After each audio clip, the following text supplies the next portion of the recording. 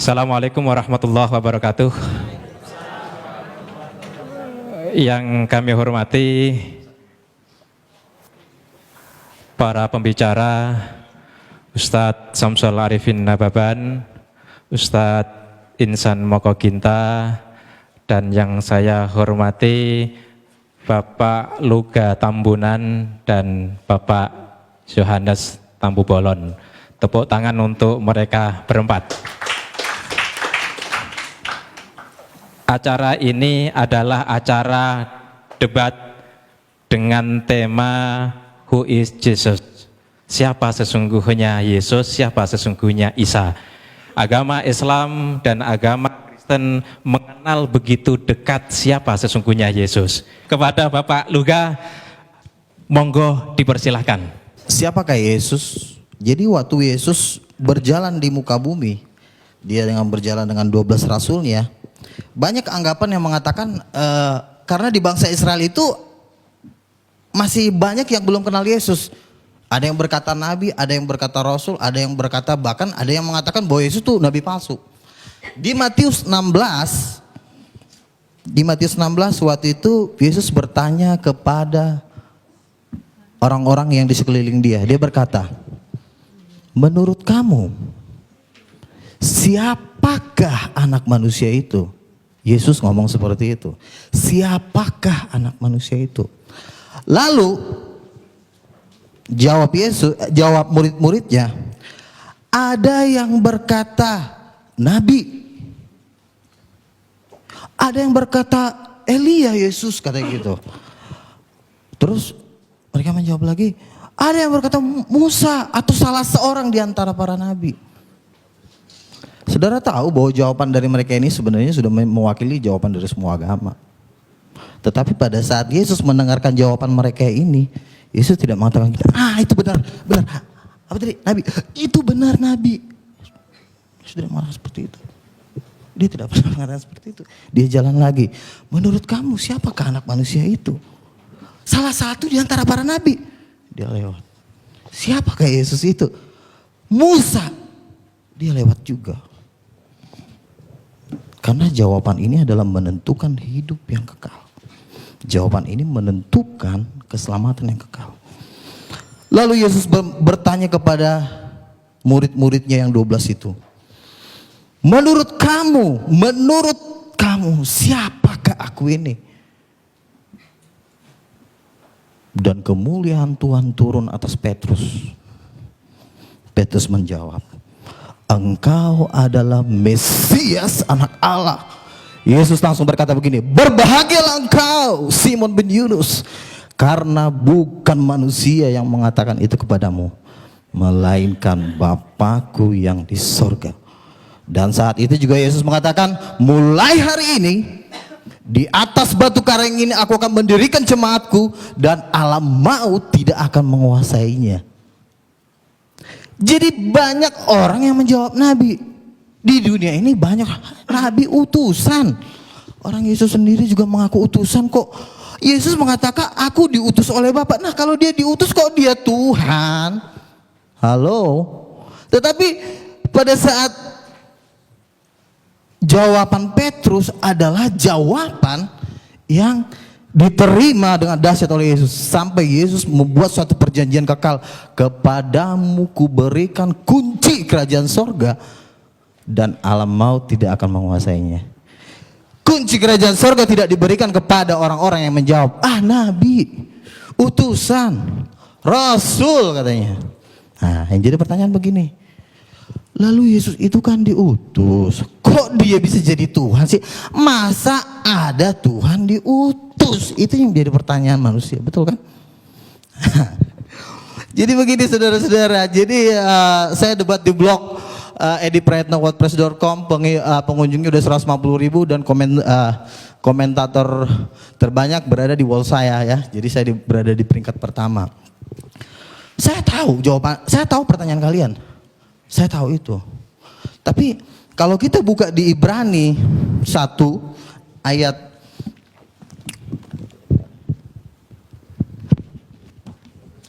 Ibrani 1 ayat yang kedua, saya bacakan dari sini.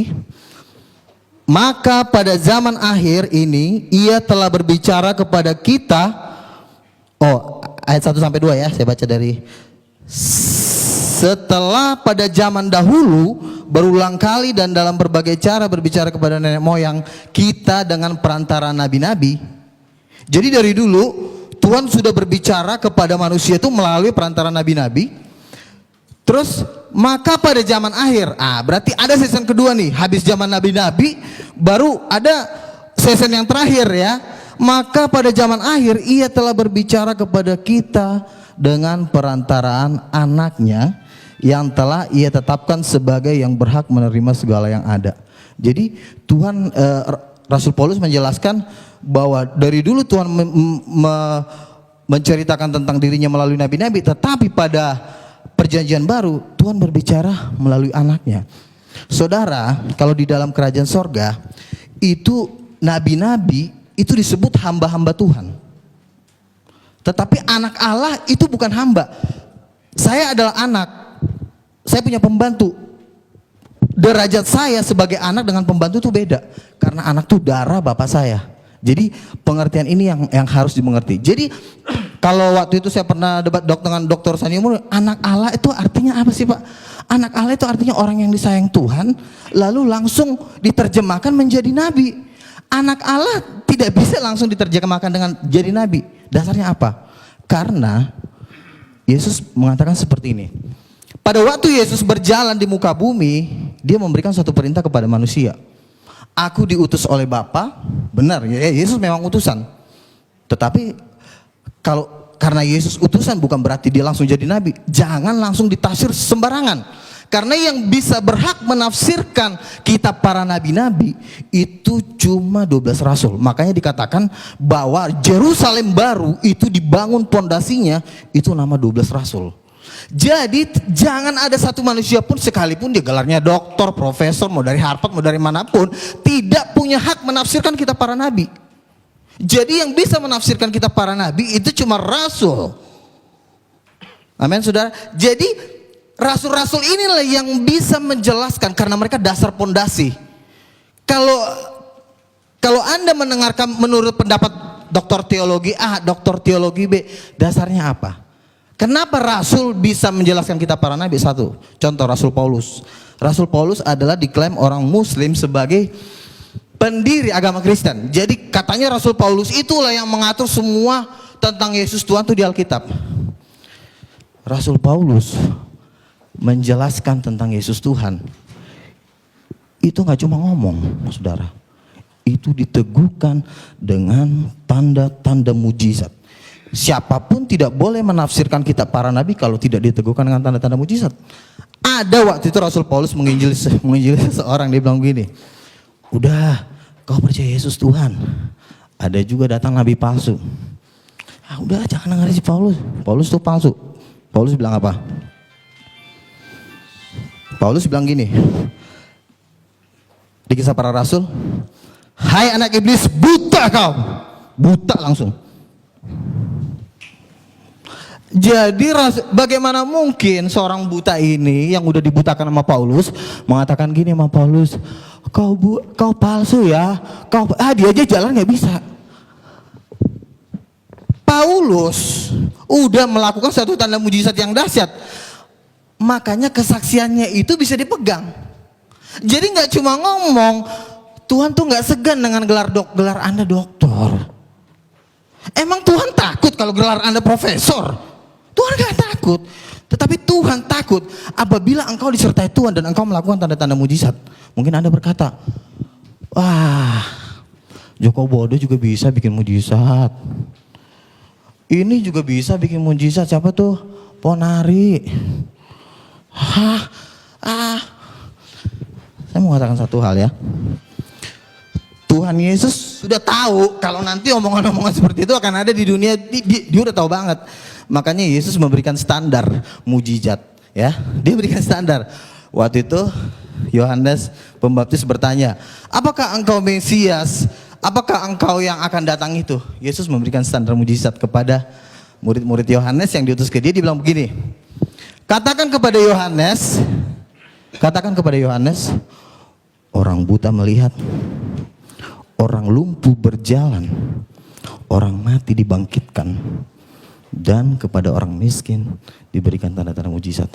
Jadi mujizat ini menjadi standar kemuliaan Tuhan. Jadi pertanyaan gini, Joko Bodo juga bisa bikin mujizat. Kalau memang Joko Bodo bisa bikin mujizat, coba bikin aja kayak gitu. Saya nggak pernah dengar mujizat-mujizat seperti yang dikatakan di Matius 9 ayat 8. Bangkitkanlah orang mati, usirlah setan, tahirkan orang kusta, celikkan mata orang buta. Dan ayat ini cuma ada di Alkitab, saudara. Maaf nih saudara, ayat seperti itu tidak ada di Al-Quran. Jadi mujizat, makanya Tuhan mengatakan,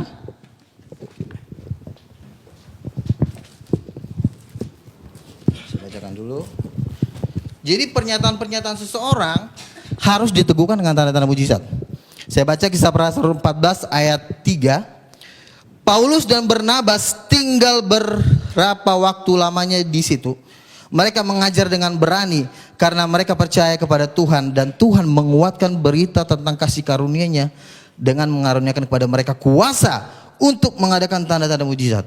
Jadi tanda-tanda mujizat itu, lalu pernah saya debat di Facebook, dibilang begini, Pak Luga, mujizat kan itu kan ada kan cuma di zaman Nabi. Coba tunjukin ayatnya di mana mujizat cuma berhenti di zaman Nabi. Yoel 2 ayat 28 mengatakan bahwa pada hari-hari terakhir justru Tuhan lebih dahsyat lagi bikin mujizat. Bahkan dia bisa menurunkan api dari langit. Reinhard Bonnke mengadakan KKR di Afrika, itu sampai 100 orang mati dibangkitkan. Orang buta melihat, orang lumpuh berjalan. Lalu ada satu orang lagi, teman saya ngomong gini, ada namanya Paulus Tanker loh Pak Luga. Kenapa Paulus Tanker? Dia itu mantan pendeta. Oh gitu, terus apa? Dia temannya Gilbert Lumenong, terus kenapa? Katanya orang yang buta itu dibayar, habis dibayar disuruh maju ke depan, pas buta melihat, wih orang jadi histeris, jadi itu dibayar katanya. Oh gitu, dibayar. Jadi siapa tadi namanya? Paulus Tanker. Oke. Kan firman Tuhan berkata 2-3 orang saksi sah. Kalau memang itu dibayar, akan juga banyak cerita-cerita seperti Paulus Tanker di Nigeria, di Afrika, dan banyak terjadi pembayaran. Jadi tidak bisa satu orang kesaksian dijadikan menjadi satu landasan. Karena 4 tahun saya berdebat, dari tahun 2000 saya berdebat waktu itu dengan Pak Jahir, kan ketua lembaga kristologi. Dia bilang, wah itu mujizat palsu, itu cuma direkayasa. Tetapi apa yang terjadi? Di TV-TV banyak terjadi mujizat Tuhan. Dan saya mau katakan, terus terang dari hati nurani saya, belum pernah ada kiai bikin seperti itu. Sama juga di zaman Yesus. Di zaman Yesus itu banyak juga tukang-tukang sihir, tukang-tukang santet, tukang-tukang apa. Tetapi pada saat Yesus melakukan mujizat yang luar biasa, bangsa Israel mengatakan seperti ini, yang seperti ini belum pernah kita lihat di Israel. Jadi mujizat setan dengan mujizat Tuhan itu levelnya jauh. Kalau cuma batuk atau mungkin disayat terus hilang, itu kalau dijual nggak laku menurut saya. Tapi kalau orang buta melihat, orang lumpuh berjalan, orang mati dibangkitkan, dan mujizat-mujizat itulah yang meneguhkan kesaksian para rasul-rasul. Jadi Paulus ditentang di seluruh dunia. Siapa yang nantang? Pakar-pakar teologi ya, dokter-dokter. Coba lihat kehidupan mereka yang menentang Paulus. Siapa mereka? Mereka juga nggak jelas gitu loh. Kecuali mereka membuat tanda-tanda mujizat yang lebih dari Paulus. Dia membuat mujizat-mujizat yang 2 kali lipat lebih hebat dari Paulus, baru boleh dia ngomong. Tapi kalau cuma Paulus palsu, dasarnya apa? Itu ayatnya. Paulus sendiri mengatakan, oleh dustaku semua ini. Terus Paulus palsu apa? Paulus waktu nyanyi itu terjadi gempa bumi, dan orang yang dipenjara itu sampai mau bunuh diri. Itu terjadi gempa bumi. Mungkin orang mengatakan, itu kan karangannya Paulus, bukan karangan Paulus. Kenapa? Karena sampai hari ini mujizat itu masih sampai hari ini tetap terjadi. Nah, jadi artinya kalau saudara Paulus Tanker mengatakan bahwa itu mujizat palsu, Tuhan kan bilang kita harus cerdik. Kita harus juga mengumpulkan saksi-saksi, bukan cuma Paulus Tanker. Kumpulin dulu dia 100 orang yang mempunyai kesaksian kayak Paulus Tanker, ada nggak? Ini kan cuma 1 doang yang baru saya dengar. Jadi artinya kesaksian-kesaksian seperti ini tidak bisa dijadikan jadi dasar untuk melawan rasul-rasul. Kalau engkau berani mengatakan mujizat-mujizat yang dilakukan oleh Paulus itu bukan dari Tuhan, lalu kau bisa bikin apa emang? Engkau udah bisa bikin mujizat seperti Paulus? Kan yang saya lihat dengan mata saya, ya juga nggak bisa bikin apa-apa juga gitu loh. Kecuali ada mujizat yang lebih ngeri dari Paulus, boleh deh Paulus ditantang gitu loh. Itu satu. Terus itu tentang mujizat. Dan ini satu perintah Yesus, saudara, yang menurut saya orang Islam satu step mereka tidak mengerti. Padahal dalam hati saya, kalau saja mereka mengerti di sini, mereka pasti tahu bahwa Yesus adalah Tuhan. Contoh begini.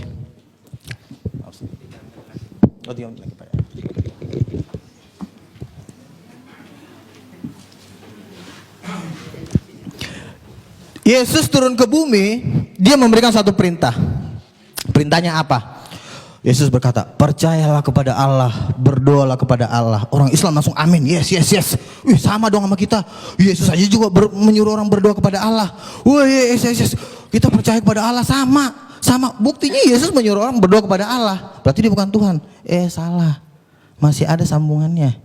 Inilah yang kalian gak pernah pelajarin. Apa? Yesus mengatakan seperti ini. Berdoalah kepada Allah. Terus sambungannya apa? Ada yang tahu nggak? Ada yang tahu nggak? Berarti nggak pernah baca Alkitab. Ayo, ada yang tahu nggak? Wah, katanya ini pakar-pakar kristologi semua nih. Katanya, wah, berdoalah kepada Allah. Sambungannya apa? Kan orang Muslim kan mengatakan gini, berdoalah kepada. Oh iya, sama. Kita disuruh percaya sama Allah. Terus itu masih ada sambungannya. Oh, orang Islam nggak mau. Enggak. Percaya kepada Allah. Cukup tuh. Menyembah Allah aja. Allahu Akbar. Kata Yesus, belum selesai. Enggak. Cuma itu aja. Yang penting berdoa kepada Allah. Belum selesai, kata Yesus. Dan apa yang terjadi di hari penghakiman? Yesus memisahkan antara domba dan kambing. Yesus akan mengatakan seperti ini karena Yesus mengatakan berdoalah kepada Allah. Sambungannya adalah dalam namaku. Jadi begini, oke. Sembah Allah, Allahu Akbar. Terus kata Yesus, harus pakai dalam namaku. Loh, kenapa harus pakai dalam namaku? Emang Yesus siapa? Ya kan? Yang menjadi pertanyaan adalah, emang Yesus siapa? Kenapa harus pakai nama dia? Loh, harus dalam nama Allah. Harusnya nama Allah dong. Sekarang saya tanya sama ibu, nama Allah siapa? Allah. Nama Allah katanya Allah. Salah. Yesus tidak pernah menulis di Alkitab, wahai kamu manusia di muka bumi. Ya Tuhan Yesus. Nama Allah, nama Bapakku adalah Allah. Mana ayatnya? Dalam Al-Quran ada. Ya. Jadi begini, makanya kita harus tahu perjanjian lama.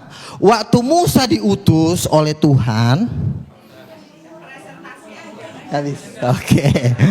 Oke, itu aja. Oke, tetap semangat, jangan takut. Oke. Baik, tepuk tangan untuk Pak Luka Tambunan. Masih semangat Bapak Ibu? Bapak Yohanes Tampu Bolon, kepada beliau yang terhormat dipersilahkan. Saya juga termasuk orang, artinya orang beragama tapi tidak bertobat. Tapi puji Tuhan, saya ditangkap Tuhan terakhir-terakhir ini tahun 90-an. Saya makin mengenal Tuhan, saya punya karunia.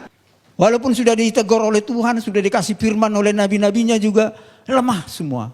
Jadi para nabi pun tidak sanggup membimbing manusia itu.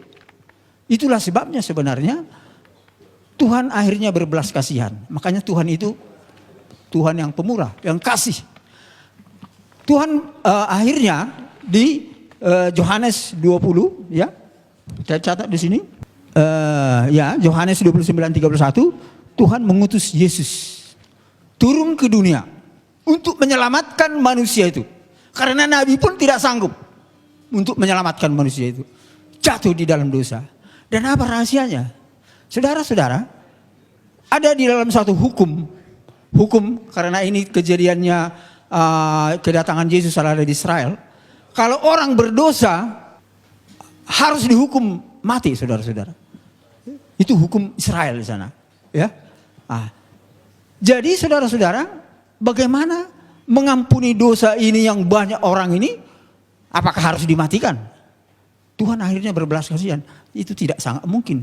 Saya menciptakan mereka segambar dengan saya. Akhirnya dengan kasih Allah, inilah yang kita kenal dengan Tuhan Roh Pemurah. Dia mengutus Yesus yang adalah rohnya sendiri sesuai dengan Alkitab dan Al-Quran. Itu dia bukan hasil perkawinan manusia biasa. Tapi Alkitab menyaksikan dia adalah roh Allah sendiri. Dia hanya menjelma. Al-Quran juga saya baca, dia adalah menjelma gitu ya melalui Miriam. Sama, hampir sama titik tertemunya di sini. Jadi kalau dua Alkitab mengatakan tentang Mesias itu adalah roh Allah, kebenarannya tidak ada yang bisa menyangkal, saudara-saudara. Ya itu, jadi di sinilah yang kita bersyukur dua agama besar ini, bahkan sebenarnya dengan agama Yahudi di dalam akhir zaman ini sedang Tuhan pertemukan. Ya, mengenal Tuhan itu sendiri. Sedang Tuhan pertemukan. Inilah keajaiban tiga agama ini. Maaf aja dengan agama yang lain saya tidak bisa nyambung. Karena tidak ada nabi-nabinya. Tidak ada pewahyuannya. Karena kunci rahasia daripada firman adalah ada pewahyuan dan harus ada nabinya. Ya, nggak mungkin itu diberikan kepada bukan manusia nabi. Kalau manusia biasa nggak bisa, bapak-bapak sekalian. Ya, nggak sembarangan. Jadi itulah saudara-saudara kekasih. Akhirnya Tuhan mengutus Yesus sebagai Mesias. Dan persoalannya sekarang, kenapa Yesus yang diutus, bukan nabi lagi? Saya belajar Alkitab teologi, saudara-saudara. Ternyata saudara-saudara, yang harus dihukum ini harus mati. Untuk mengampuni dosa ini harus mati. Itu benar, Yesus harus mati. Makanya menurut teologi, Yesus itu 100% manusia. Tapi persoalannya sekarang, siapa yang bisa mengampuni dosa manusia? Apakah ada manusia yang bisa mengampuni manusia? Enggak bisa. Hanya Tuhan yang bisa mengampuni dosa manusia. Makanya Yesus itu setengah ya roh Allah dan memang ada dagingnya adalah manusia dan lahir ke bumi.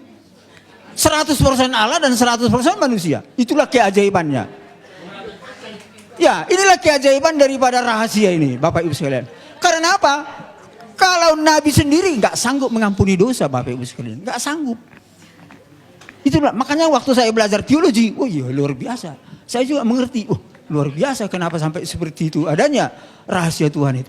Jadi itulah sebabnya oleh karena kasihnya dia mengutus Yesus dengan seperti itu, rahasia seperti itu, saudara-saudara. Ya, dan saudara-saudara, apa yang terjadi? Ketika Yesus benar-benar disalib, ya, oleh Raja Herodes itu, Raja Herodes menyalib dia. Iblis memakai Raja Herodes dan ketawa-ketawa iblis itu. Oh, dia sudah mati. Tapi jangan salah, Bapak Ibu, Alkitab ini mengatakan semua ada di firman ini, tapi saya nggak sempat baca ini karena sangat cepat. Ada tertulis di sini, saya singkat aja poinnya. Ketika Yesus tersalib, dia dikubur. 3 hari lamanya dia ke alam maut. Dia berperang dengan iblis di sana. Tapi saudara-saudara, apa yang terjadi? Dia bangkit. Alkitab ada tertulis ya, dia bangkit. Dia berarti menang melawan iblis. Kalau dia tidak bangkit, dia berarti tidak menang melawan iblis. Tapi ternyata bangkit.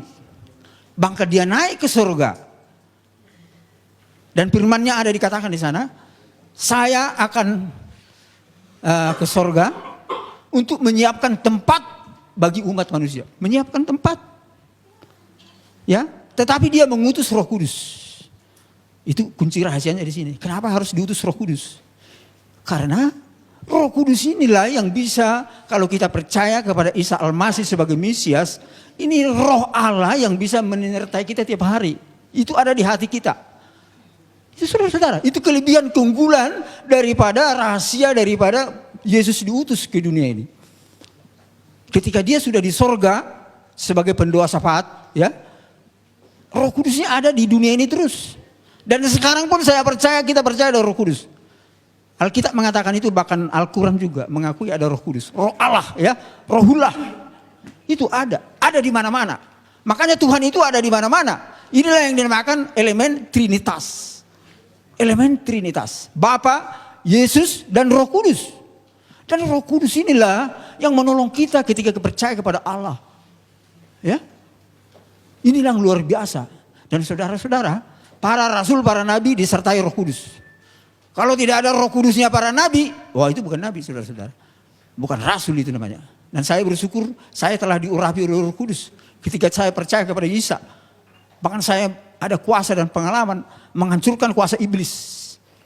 Oh, luar biasa Bapak Ibu. Kalau kita diurapi oleh Roh Kudus itu sendiri, kita ada kuasa, ada firman-Nya tertulis. Ada kuasa. Bisa, iblis itu bisa kita hancurkan. Kuasanya ya, jangan salah. Bahkan para dukun, maaf aja. Bisa santet-santetnya itu bisa hancur. Dan santet dukun sudah berapa kali saya disantet, enggak mempan. Ada perlindungan Tuhan di dalam saya. Amin. Berapa kali? Jadi itulah bukti daripada kebenaran ilahi daripada Yesus yang menyelamatkan manusia.